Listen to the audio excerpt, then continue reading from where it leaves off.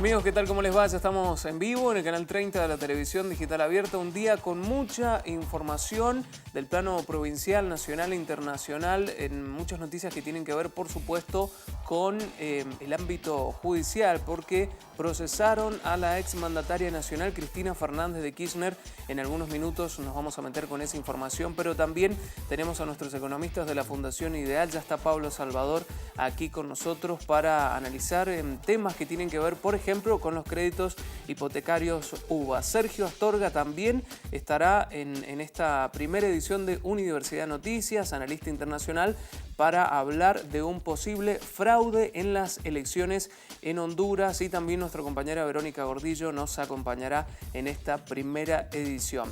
Arrancamos, por supuesto, con los títulos más importantes de esta jornada. Bienvenidos. Paritarias. El gobierno mejoró la oferta. Durante la audiencia paritaria con el gremio de los funcionarios judiciales, el gobierno provincial hizo una última y definitiva oferta. El bono de compensación trepó a 7.000 pesos, mientras que la recomposición salarial se elevó a 15.7% en 3 etapas. Trascendió ayer que la próxima semana el Ejecutivo hará extensiva formalmente esta propuesta a todos los sectores gremiales de la provincia. Antes del colapso, quieren dividir el tránsito en tandas para el cruce a Chile. Desde enero regirá para el paso internacional un sistema con un tope de 300 autos separados en diferentes puntos de la ruta. Además del tráfico habitual de vacaciones a ese país, hay que tener en cuenta que el 15 de enero llega el Papa Francisco al país trasandino dando 3 misas masivas. Se prevé que la asistencia de feligreses será intensa y los problemas con el tránsito también. El tema del día, sin duda. Procesaron a Cristina Fernández de Kirchner. El juez Bonadío procesó hoy con prisión preventiva y pidió el desafuero para detener a Cristina Fernández de Kirchner en la causa que investiga el presunto encubrimiento de los iraníes acusados del atentado a la AMIA, que se inició por la denuncia que hizo, recordemos, el fiscal Alberto Nisman días antes de morir.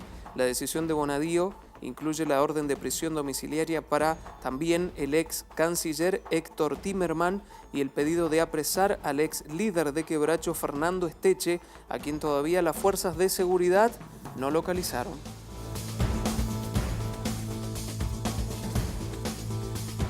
Bienvenidos nuevamente. Recordemos las vías de comunicación, por supuesto, para nuestro noticiero y para todas las producciones que hace Señal U. Estamos en www.unidiversidad.com.ar, es la plataforma de medios de la Universidad Nacional de Cuyo, y también tenemos presencia en las redes sociales. Estamos en Facebook, en señalu.tv, y estamos en Twitter, senalutv. También en el 22 de Supercanal HD nos pueden seguir. Vamos a comenzar con el desarrollo informativo, hablando de economía. Tenemos varios temas para esta jornada, por eso ya está con nosotros nuestro economista, como todos los jueves, Pablo Salvador. Pablo, ¿cómo estás? Bienvenido. ¿Qué tal, Lucas? Muy bien, muchas gracias. Bueno, hay muchos temas para hablar en esta jornada. Ya nos vamos a meter puntualmente con los créditos hipotecarios UBA, que hay mucha información sobre esto, ¿no? Sí. Pero antes te quería preguntar sobre la encuesta de gasto en los hogares que está en estos momentos haciendo el INDEC. ¿Qué es justamente esta encuesta de gasto y para qué sirve? Sí, muy bien. El tema este de la encuesta nacional de gasto de los hogares básicamente lo que hace es un relevamiento durante 12 meses. Esta encuesta comenzó en septiembre de este año y va a seguir hasta septiembre del año próximo. ¿Por qué? Porque lo que el INDEC está tratando de buscar es ver cuál es el patrón de consumo, es decir, ver cómo gasta sus ingresos la familia. No solamente la de Mendoza, sino de todas las provincias y todo el país. Si bien es una encuesta que está dirigida, porque está, digamos, desde el INDEC a nivel nacional, las direcciones de estadísticas provinciales son las que salen a hacer el relevamiento en cada una de las provincias. ¿Y para qué nos sirve esta encuesta? Básicamente es para ver cuántos ingresos tienen las familias y cómo los gastan. ¿Y para qué nos sirve? Porque de aquí luego surge la canasta del índice de precios al consumidor. Claro. A lo largo de todo este año hemos hablado mucho del índice de precios al consumidor, el IPC, que es lo que nos da la inflación mes a mes.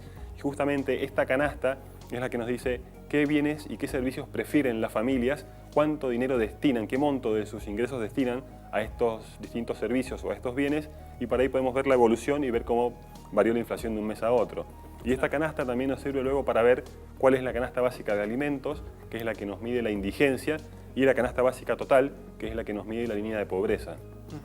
Bueno, se está haciendo el relevamiento en estos momentos, o sea que todavía no están los números oficiales, ¿no? No, lleva 2 o 3 meses recién y dura 12 meses. ¿Por qué? Porque justamente lo que quiere ver el gobierno, o en este caso el INDEC y la DELE, es ver cuál es el patrón de consumo o el comportamiento de consumo durante los 12 meses. Porque si vos recordarás, hay productos que son estacionales, por ejemplo, en las vacaciones de invierno y en las vacaciones de verano siempre pega un salto el componente o el rubro de las vacaciones, el rubro esparcimiento. Entonces lo que quiere ver el INDEC es, bueno, cómo distribuye su ingreso de la familia durante todos estos meses, para ver luego cuáles son estos productos estacionales y cuáles no. Bien, ahora sí entonces metámonos en esto de los créditos hipotecarios UVA. Hay mucha información, pero al haber tanta información, uno por allí no termina entendiendo, ¿no? Por distintas posiciones. Para dejarlo claro, ¿qué son los créditos hipotecarios UVA? Mira, esta modalidad la lanzó el Banco Central en marzo del año pasado, en 2016, y básicamente es un crédito hipotecario a tasa variable. Hasta marzo del 2016, si uno quería sacar o tomar un crédito hipotecario, la tasa era fija. Es decir, yo sacaba un crédito, por ejemplo, por 1 millón de pesos y luego pagaba una cuota fija que no variaba durante todos los meses que yo pedía el crédito, 15, 20, 30 años. ¿Cuál era el problema de esto? Como la inflación era muy alta, los bancos tenían que cubrirse de esa inflación futura que no se sabía cuánto iba a ser. Entonces te exigían, o a las familias les exigían ingresos muy altos, por ejemplo, ingresos de 60.000 pesos. Una familia tenía que demostrar entre los dos cónyuges 60.000 pesos de ingresos para poder acceder a un crédito de 1 millón de pesos. Y luego la cuota mensual era muy alta, era por encima de los 30.000 pesos, por ejemplo. Entonces esto era muy, digamos, difícil. Era muy difícil que una familia tipo de clase media pudiera acceder. Entonces el Banco Central lanzó un crédito hipotecario cuota variable. Esto hizo que tanto los montos que se le exige a la familia para poder ingresar como la cuota que yo pago mes a mes se hayan reducido hasta en un 60%, equiparando la cuota mensual con la de un alquiler. Es decir, hoy un crédito hipotecario en UVA quiere decir que es un crédito hipotecario que la cuota mes a mes se va ajustando en función de la inflación. Bien. Por ejemplo, cuando se lanzó este programa, una UVA, que es el equivalente a la milésima parte de un metro cuadrado de construcción, valía 14 pesos en marzo del 2016. Hoy una UVA está en 20 pesos con 80 centavos. Hubo un incremento de un 48%, 50% aproximadamente entre marzo y ahora. ¿Por qué? Porque la inflación todavía sigue siendo alta. Bien, en los programas que lanza el Ejecutivo Nacional, como por ejemplo el Procrear para acceder a la primera vivienda, ¿no? ¿Funciona de esta manera también? Sí, a partir de marzo todas las líneas de créditos ahora ya te ofrecen esta opción, esta modalidad en unidades de valor adquisitivo, que es el UVA, o tasa variable. Hoy si yo voy a sacar un crédito prendario también tengo la opción de sacarlo en UVA. Si quiero un crédito personal también puedo hacerlo en UVA. Incluso hay unas líneas de financiamiento para las pymes, que está por aparecer también en UVA. Lo importante es que estas líneas les conviene generalmente a una familia que hoy está alquilando, porque hoy quien paga un alquiler, cada 6 meses o cada 12 meses se te ajusta esa cuota del alquiler. Claro. Entonces con esta posibilidad, hoy yo puedo tomar un crédito, adquiero una propiedad, dejo de alquilar y destino lo que antes destinaba a alquilar. Claro, la cuota. Exactamente, algo que dentro de 15 o 20 años puede ser mi vivienda. Claro, es una muy buena opción. Pablo, hablando de Procrear, postularon muchos mendocinos a este último programa que lanzó el Ejecutivo Nacional, Sí, ¿no? El problema es que larga cupos muy limitados el gobierno, ¿no? A nivel nacional, y hay mucha gente, digamos, hay mucho déficit de vivienda. Claro. Y por eso, a pesar de que la cuota se va ajustando por inflación, siguen siendo exitosos.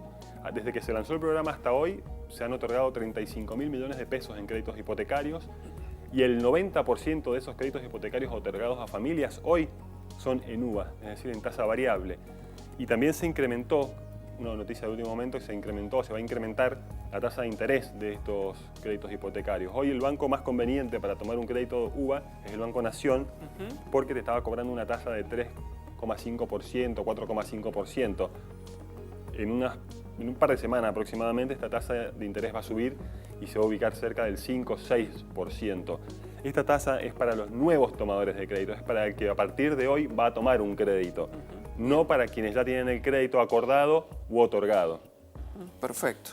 Te quería también preguntar, Pablo, tu opinión respecto a la última oferta salarial que hizo el Ejecutivo. En un principio se hablaba de un 14% de aumento para el año 2018 y la última oferta habla de un 15.7% con un bono de 7.000 pesos. 7.000, sí. Sí. ¿Cómo se analiza esto en el marco de la economía que tenemos, con una inflación que plantea el Banco Central del 10% para el año que viene? No, está claro que si bien el Banco Central, digamos, prevé una inflación del 10-12% para el año próximo, no vamos a llegar. No va a llegar a ese porcentaje, lo va a sobrepasar. Así como este año se esperaba no más de 17 y va a terminar siendo 22-23%, posiblemente la inflación en el 2018 en lugar del 12 esté más cerca del 16, del 18%. Lo que sí ha ajustado, digamos, como vos bien acabas de mencionar, el gobierno provincial es el tema del ajuste de un 15,7, eso ya está en línea con la inflación del presupuesto. Y lo bueno es dejar siempre una cláusula gatillo, es decir, una cláusula abierta para el último trimestre, que es el rol que está jugando este bono de 7.000 pesos. Claro, porque esa recomposición exactamente, este bono lo que viene a hacer es, bueno, es verdad, yo te ajusté en 2017 una paritaria por el 17%, la inflación va a ser del 22, del 23, bueno, esa diferencia te la compenso con este bono de 7.000 pesos. No hemos sacado cálculos de la Fundación si ese bono, digamos, compensa o no la inflación. Aparentemente, según las voces oficiales, ya con el de 5.000 pesos se cubría esa inflación, con lo cual con estos 7.000 se estaría sobrepasando ese ajuste. Lo importante es, si se acepta este del 15,7, esta nueva paritaria, es dejar la cláusula gatillo. Es decir, bueno, cuando lleguemos al último trimestre de 2018, si la inflación le ganó a esta paritaria del 15,7, bueno, o se tendrá que otorgar otro bono o reajustar con esos puntos que se pasó, ¿no? Bien. Se estaría entonces hablando, digamos, económicamente de un promedio de inflación para el año que viene de entre 13, 14 y 16. Más cercano al 16 que al 13. El problema de esto es que si cuanto más paritaria ofrece o más alto el bono que ofrece el Estado provincial o el Estado nacional, ese dinero luego tiene que recaudarlo por algún lado, ¿no? Finalmente, Pablo, y aprovechando lo que ha ido pasando en materia económica en este año, quería hablar también de los combustibles, porque volvió a aumentar el fin de semana pasado, un 5 o 6%. Digo, ¿fue buena la estrategia del Ejecutivo Nacional de liberar el precio del crudo? Porque ahora, ¿quién regula a las estaciones, a los estacioneros y estos aumentos que hemos tenido dos en menos de un mes, del 6-5%? Sí, ahora el que los va a regular van a ser ellos mismos, la competencia que haya entre ellos, ¿no? Acá recordemos que el 55% del mercado lo tiene YPF y todos miran, digamos, de reojo qué es lo que hace YPF. Si YPF sale a aumentar, a los 2 días salen el resto de las compañías a hacer lo mismo, ¿no? Aquí, ¿por qué aumentó? ¿Por qué fue el último aumento? Justamente porque subió el precio del barril del petróleo. ¿Qué pasó? En enero, Aranguren se comprometió a dejar los precios regulados si el barril de petróleo pasaba a cierto límite. Como ese precio del barril superó ese límite que estaba establecido, digamos, o ese compromiso que había asumido el Ministerio de Energía, se liberó el mercado. ¿Qué quiere decir? Que ahora los precios se ajustan. Si sube el precio del barril de petróleo, eso impacta de lleno en los surtidores. Claro. Si sube el tipo de cambio, es decir, si el tipo de cambio empieza a subir o el dólar empieza a encarecerse, eso va a impactar también en el surtidor. Y también un componente importante fue el tema de los biocombustibles, que se ha estado moviendo mucho en las últimas 2 o 3 semanas, y eso está influyendo sobre el precio del combustible porque el biocombustible es un insumo importante que utilizan para fabricar tanto naftas como gasoil. Bien. El tema, bueno, lo hemos dicho en varias oportunidades, aumenta el combustible y aumenta todo, ¿no? El transporte, los alimentos. Sí, de hecho se espera que diciembre tenga una inflación piso de 2%. Si diciembre llegase a cerrar con una variación del IPC o una inflación del 2%, la inflación de todo el 2017 terminaría siendo 23,5%. Muchos hablan que el 2 es un piso. ¿Y por qué? Porque no solamente tenemos el impacto de los combustibles, sino el del gas, el de la energía, el de las prepagas y el del servicio doméstico. Bueno, hay que ahorrar, sin duda, para la canasta navideña, si no, no llegamos. Va a haber que ahorrar. Pablo, muchas gracias, muy claro como siempre. Gracias por estar con nosotros. Hasta la próxima. Vamos a seguir compartiendo información con ustedes, día de procesamientos para ex funcionarios justamente, y uno de ellos es la ex mandataria nacional Cristina Fernández de Kirchner. El juez Claudio Bonadío procesó y además pidió el desafuero de la ex mandataria porque recordemos que la semana pasada juró como senadora por la provincia de Buenos Aires. El procesamiento a Cristina Fernández es por la causa que investiga el presunto encubrimiento de los iraníes acusados del atentado a la AMIA que se inició por la denuncia que hizo, recordemos, el fallecido fiscal Alberto Nisman días antes de morir. También fueron detenidos hoy Carlos Zanini, Luis Delía y Jorge Yusuf Khalil por la misma situación.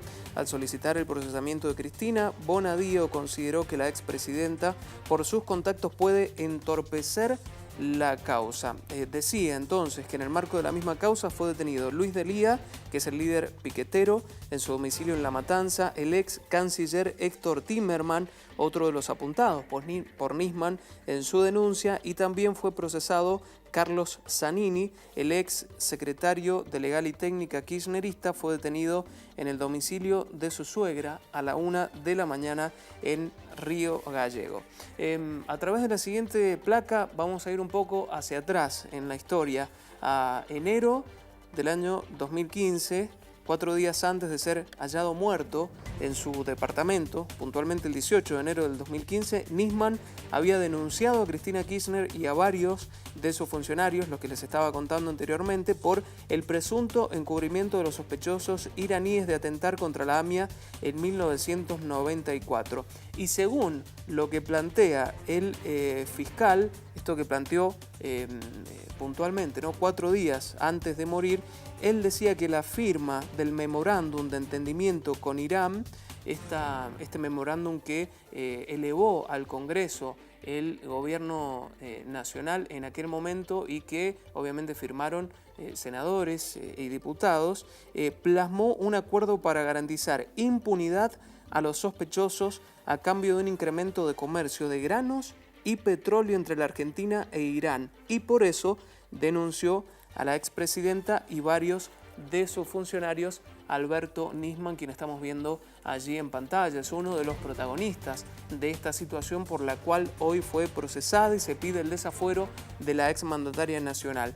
Las redes sociales hoy también midieron el termómetro de la situación política que vive nuestro país y de la clara grieta, esta histórica, que parece no desaparecer. Federico Pinedo, presidente provisional del Senado, dijo: cuando entre el pedido de desafuero lo analizaremos con seriedad y responsabilidad. No se trata de hacer política partidista, sino de que funcionen las instituciones bien.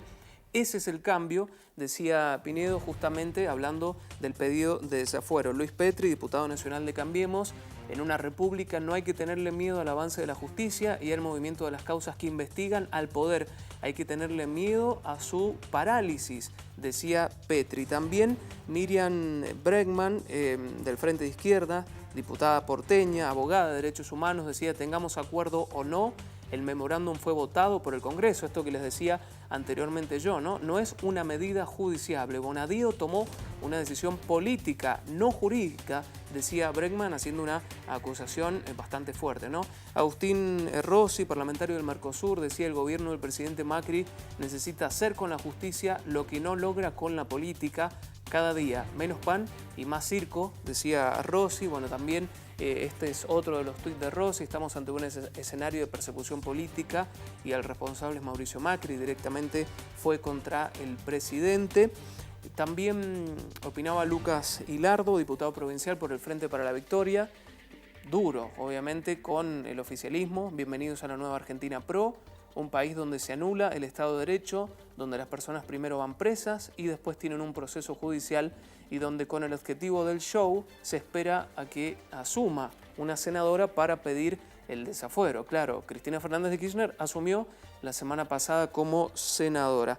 También habló en su cuenta oficial Hugo Chasqui, secretario general de la Central de Trabajadores de la Argentina. El gobierno y Bonadío redoblan la apuesta contra el Estado de Derecho para tapar ajuste a jubilados, trabajadores y caso Ara San Juan. Ya se mete con el paquete de reformas que está anunciando y que se están tratando en el Congreso y que presentó el oficialismo nacional. Bueno, y finalmente también habló Nicolás del Caño. Hoy Bonadío ordena detenciones en una causa armada, no judiciable, La semana que viene el gobierno pretende avanzar en diputados con el robo a los jubilados y un presupuesto de ajuste y entrega. ¿Pura casualidad?, se preguntaba allí irónicamente el diputado nacional Nicolás del Caño frente a esta situación que sin duda es el tema del día en la República Argentina.